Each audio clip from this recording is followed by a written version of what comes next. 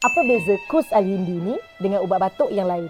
Nak jawab soalan ni, kita kena faham satu benda dulu. Batuk tu bukan penyakit. Batuk tu signal. Signal yang saluran pernafasan kita tengah meradang atau penuh dengan lendir.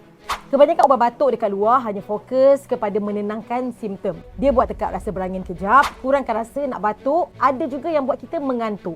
Batuk tu memang lega kejap, tapi punca sebenar batuk tu masih ada. Lendir dan radang kat dalam saluran pernafasan. Sebab tu ramai orang rasa, dah makan ubat, tapi esok lusa batuk datang balik. Masalahnya bukan sebab ubat tu tak bagus, tapi sebab fungsi dia berbeza.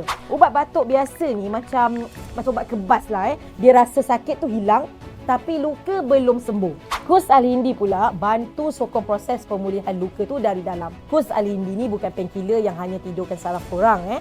Dia masuk sebagai biosolvent dan membebaskan kostenolide kat dalam sistem paru-paru kita. Maksudnya penyerapan dia 20 kali ganda lebih kuat. Dia bantu cairkan lendir, redakan radang dan membasmi kuman dari dalam. Kus Al-Hindi ni bukan untuk batuk sahaja, tapi sangatlah sesuai untuk yang demam, asma, resdung, paru-paru berayak dan yang seangkatan dengannya, insya-Allah. Tapi bukan terus rawat. Kus Al-Hindi ni bukan ubat ajaib ya. Dia merupakan proses respiratory reset jangka panjang. Jadi kalau tuan-puan masih ragu, Kus Al-Hindi ni dah terima beribu feedback dari pengguna kami. Rata-ratanya semua positif. Halal ada, kelulusan mesti pun ada. So, kalau nak ikhtiar, tekan je link kat bawah untuk dapatkan.